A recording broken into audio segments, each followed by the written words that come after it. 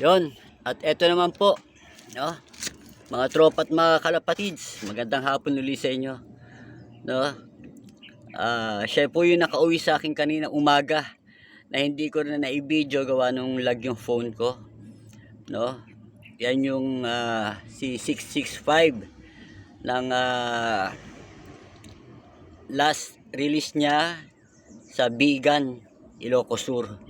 So kasamaan pala di po siya nakauwi. So after 10 days, today, just this morning nakauwi siya.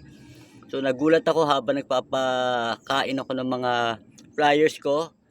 Andun sa kabilang sa right side na yung mga warriors ko ng north. So kasamaan pala talaga naubos yung north ko. So ito lang natira. Ito lang talaga makunat at umuwi talaga to. Ang problema niya, sobrang lugon siya.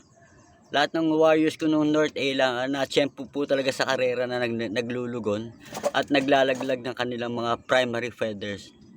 Yan, laglag po ang primary feathers niya ng 9 and 10. So yon, nire-recover ko po siya.